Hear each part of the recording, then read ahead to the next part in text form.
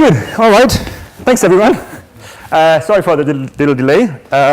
My name is Florian Mueller from the Exertion Games Lab, and I want to talk to you a little bit about exertion games. I give you a bit of background where I'm coming from. Originally, I'm from Germany. Florian is my German name, but everybody calls me Floyd, so please do the same.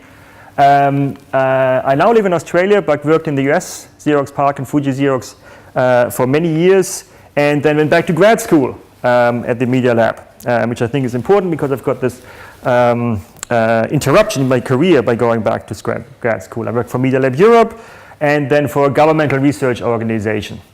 So I worked a lot with work-related systems, and I got bored with it and wanted to make more play.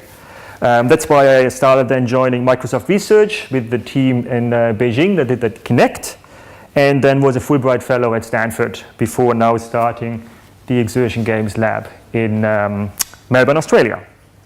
So this is me. This is where we are at right now. So Finland is right there. And this is Melbourne, Australia, other side of the world, at least how we see it. So we've got a bit of perspective. This is the building we are in, which is also in that lab. We occupy a nice little space within that building. And these are actually the people who do all the work. As you know, most of your students, you do the work, we just get to talk about. We call ourselves Exertion Games Lab. And our goal is basically to inspire industry where games can and should be in 10 years' time. We've got two mantras for that. One is fail and fail often, because we believe through failure we can accelerate progress.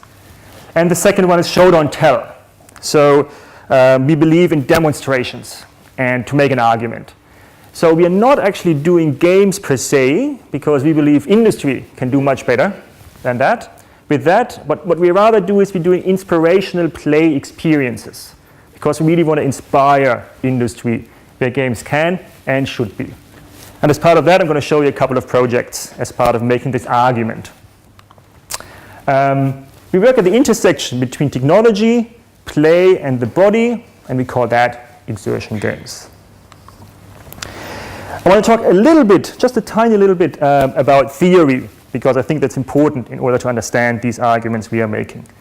First one is play. So what is play? Well, we really like Suits, who reminds us that playing a game is the voluntary attempt to overcome unnecessary obstacles.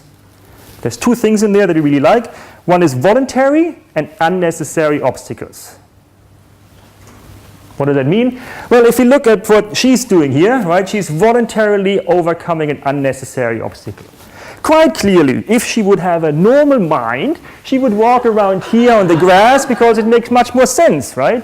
Here she could fall. This looks like even less soft than here, but still making much more sense. Because why would she do that? She can fall. She's already balancing, you know. She might break her arm. Terrible, terrible idea. Now, why do we do this? Because we love these unnecessary obstacles in our way. Because if we actually go and manage to stay on this plank, then we have overcome this unnecessary obstacle, and then we've got this great sensation of having overcome this euphoria, this excitement, and people love this excitement. And that's why we put these unnecessary obstacles in our way, because we want to have this euphoria feeling. And that's the reason why she goes on that plank. It goes pretty much exactly against anything that you learn in school, right? And that's very important. So another example is Tough Mudder. It started in Australia. It's an obstacle race in which thousands and thousands of people now go over a 20-kilometer obstacle course, including mudslides, barbed wire, electric shocks, all sorts of things. And not even like to get from A to B after 20 kilometers. No, you actually start at A, and then you go through this, and you come back at A, right? It doesn't make any sense from a logical standpoint. You just started there, except that you're dirtier, you're sweaty, gross. It's just not something that your brain would tell you this is the right thing you do. But now you do that because you like that unnecessary obstacle. And you like that feeling of having overcome all these hindrances. And that's why we do that, and that's a form of play. And the best thing about this one is actually you pay to participate, and there is not even a prize money, right? There is not even a prize. Nobody wins anything. You do that for the experience of play. I just mentioned experience because experience is a very important word as part of that. And I want you to think about that as well. What is experience? Well, we really like McCarthy and Wright to remind us that experience is an event or a series of events participated in or lived through. What does it mean? First of all, an event or series of events means that there is a beginning and an end. It's not everyday life. You know when it starts and you usually also know when it ends. It's a very important part of an experience. And secondly, you have to be participated in or lived through. In particular, lived through with your body. Meaning that even, let's say you need a holiday. You've got all the money in the world, as you do. Even if you've got all the money in the world, you can't pay anybody else to have that experience of a holiday. You and your body has to actually go on holiday to have the experience of a holiday. And it's the same with play. You can't outsource play. You can't pay somebody else to play for you. That's why experience is very important. Because, as Suits put it, play is an experience. So that's my little excursion to theory. I'm now going to talk a little bit about the vision that we have with this knowledge about play and experience. Because what we believe so far we've seen is that we've been playing with digital content. That's what we had when computers came around and computer games came around. And what we have at the moment is that we are playing with the digital content using our bodies. Meaning that we found a new interface. Instead of mouse and keyboard, we found our bodies as an interface to play with the digital content. And that's important, that's a good step, but we believe it's not the final step. We believe we can do it one step more, one step further, and that is to experience our bodies as digital play. That's why I talked to you about experience and play. We believe this is actually the best way forward to really understand and progress the idea of digital play. In order to demonstrate you that, I'm going to show you a couple of examples where we believe can indicate for you this direction. So the first one is a project I really like. Wouter did that. It's an interactive bicycle helmet that has 104 individually controlled LEDs that respond to your movement. And he made a really nice video about it that I'm going to show you and let him explain that for you.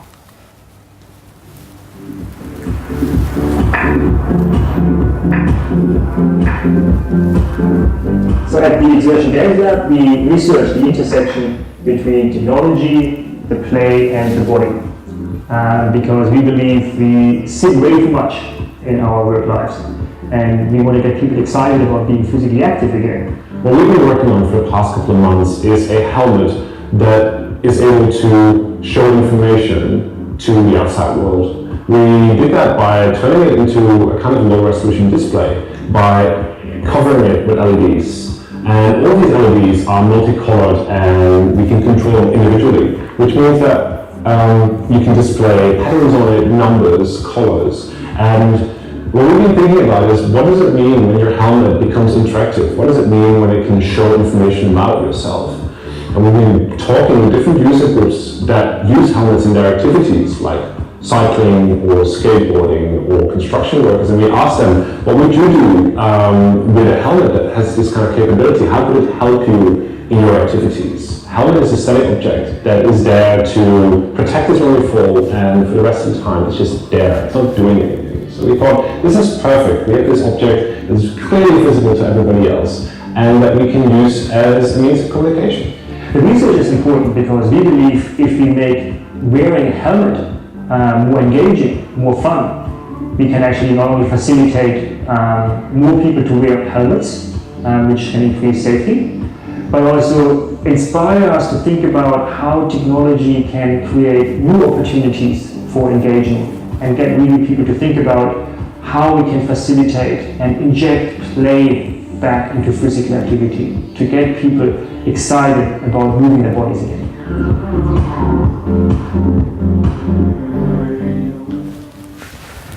So that's the Numa helm, and we actually, that's the latest. We just showed that at Kai, and we brought that actually, we had one, Eric, who told us that he likes BMX, and he said he can do this. And I just shot this like for 10 seconds with my phone. but I was really impressed when he said he can do this. I had no idea what's coming, and he just did that. And that kind of reminded us how amazing the human body can be if you just let them experience playful events. And for each of the projects I'm going to show you, like we've got a whole bunch of findings, but I'm going to show you the one that I found or most often most surprising or most strongly coming out. And for here, Numa Helmet, it was about self-expression, right? So with Numa Helmet we showed and gave you ways for highlighting how technology can support self-expression of bodily play. That comes really strongly out if you consider bodily play self-expression. Next project I want to show is a joggerbot, which was a Nokia Ubiquitous winner. And we had a film crew coming in from the local TV station, and they did a little video about that. And I'm going to show you that because I explained it much better than I can.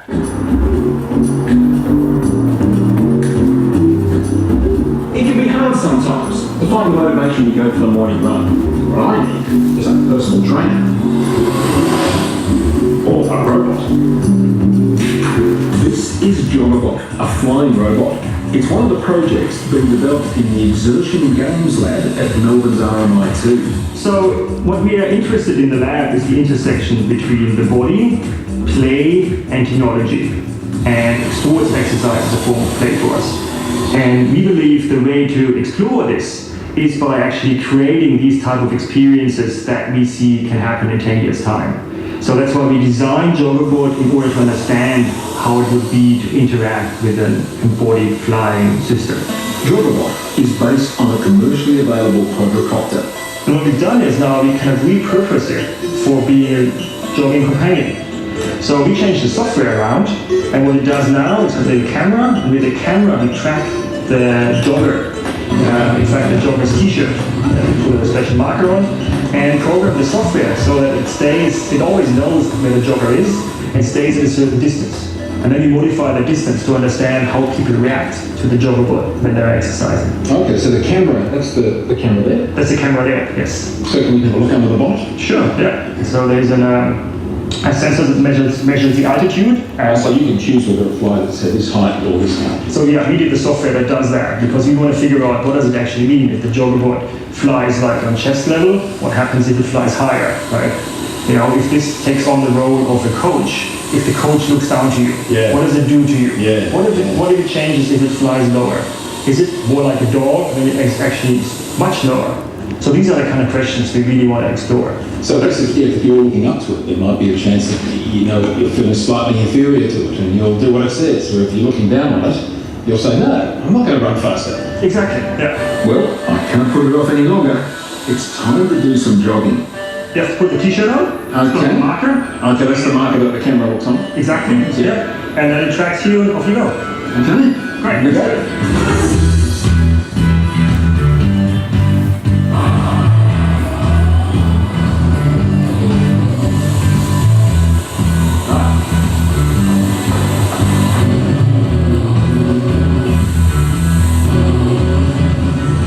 I'm not entirely sure which of us is the trainer. So if you're getting sick of this joggerbot telling you how to jog, can you do a run? Can you hide? Good question.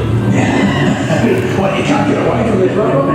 Actually, the joggerbot might get away from you because so far we set it up so it flies in front of you. So it goes a certain path, but you might choose to go a different path. And we thought, maybe that can actually be something that you expect from social companions. They go off somewhere. So you might still be as you do with the dog, chasing after the joggerbot. Exactly. Get back here. Yeah. Robots have been mainly designed to do things humans don't want to, like the vacuuming, or can't do, like exploring the surface of Mars. There's always been replacing the work tasks, but here's a new view on robotic technologies. It's a view as a social companion, and people haven't really explored that yet. And we think there's huge potential for seeing robots as a social companion for exercise. I'm sure robotic personal trainers have a big future, but in the meantime, it's pretty hard to beat the personal touch. Ready? All right, let's go.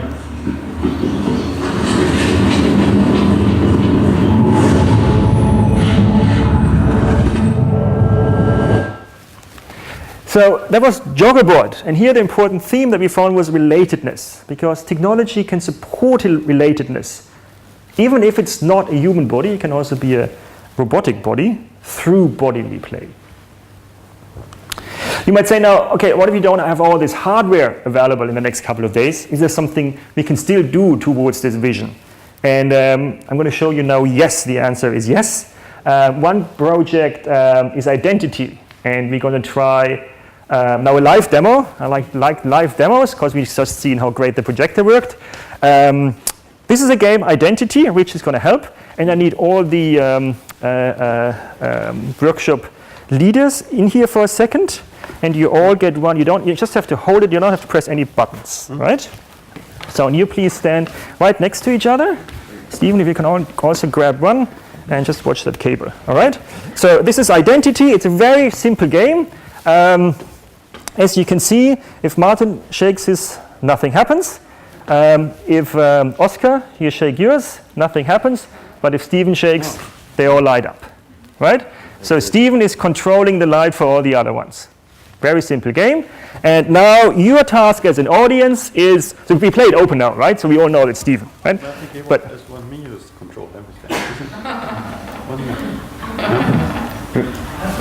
only one person is controlling, right? And the goal for the audience is you get 3 goes, and you can shout commands, or one command at a time, what the players have to do.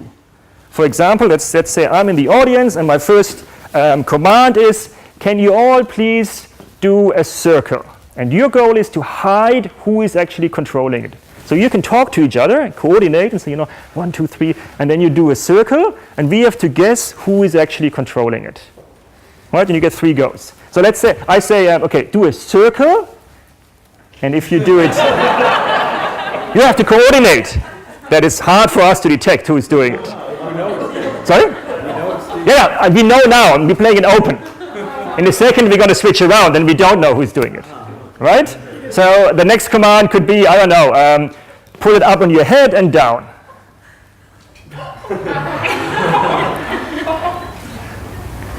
Right, so I think you get a hang of it, right? So it gets harder. The more coordinated they are, the harder it gets, all right? So what we're going to do now, so far we know it was Stephen, but if we all turn around now, and now you swap around who is who, and turn around really slowly, so you don't even get, the audience doesn't figure it out while you turn around. And of course you're, right.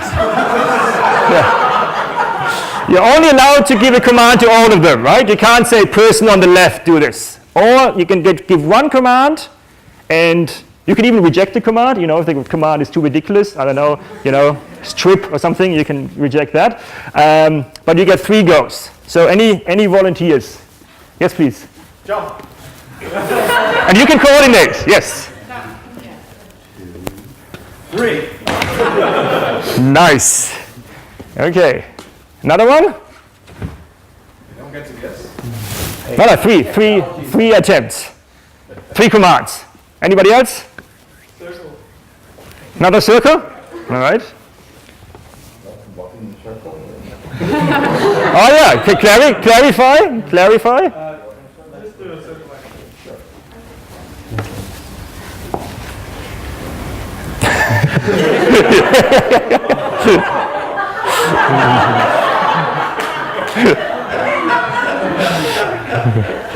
I have no idea. Anybody else? Yes, please? Can you do the Macarena? Can you give us instructions?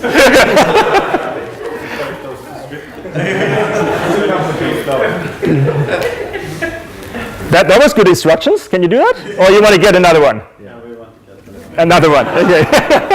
Yes? Could you please roll it in your left armpit? Oh. As a deodorant.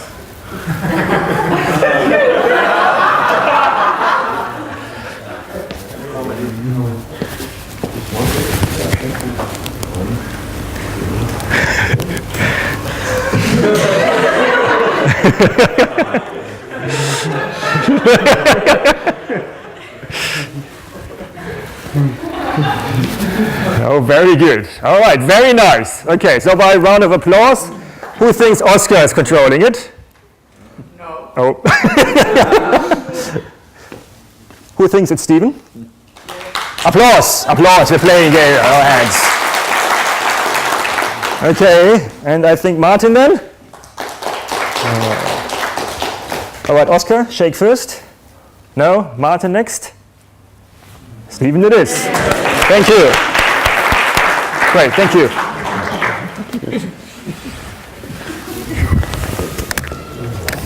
Thank you. All right, so this was identity. And as you can see, right, this is a really, really simple hardware system. But it still, I think, shows that vision about the body as a form of play.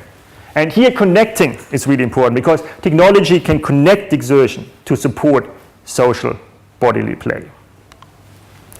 One more project I want to quickly show is sweat atoms, because we work with the assumption that, or with the fact, that in 10 years' time everybody's going to have a 3D printer in their home. So Rohit, the student, thought, okay, what can we actually do with that fact?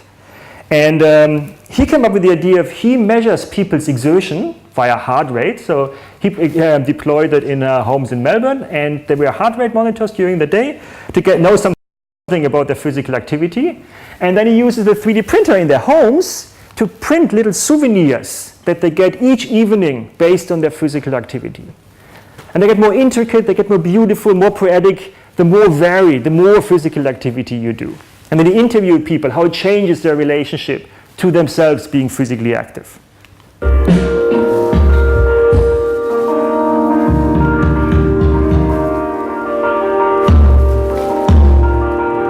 I'm a very active person and I take my exercise seriously.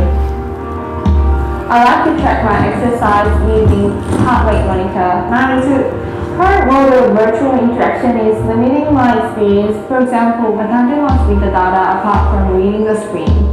So today I'm exploring a new mode of interaction with the data.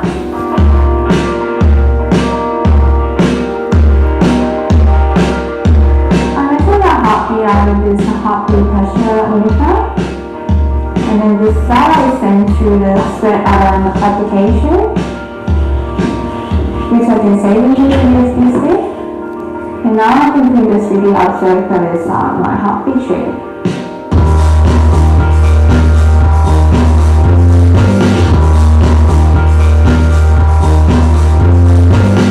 So this is the heartbeat rate of today, which I was having some running in the park in the morning.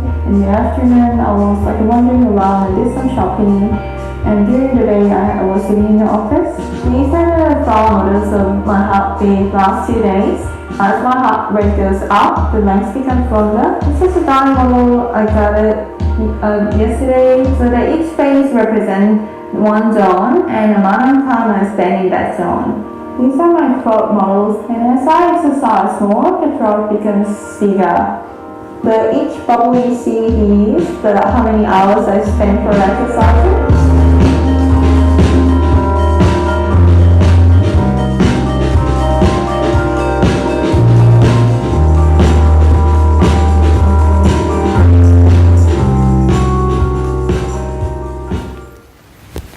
So this was sweat atoms, and here the reliving theme is really important because technology can reshape exertion to facilitate the reliving or the reflection of bodily play. So hopefully I've given you enough to be inspired by the take-home message, which is to see the body as a powerful resource for digital play. And that's my inspirational message for my talk on exertion games. Please consider experiencing your body as digital play. Again, my name is Florian Mueller from the Exertion Games Lab. Thank you very much.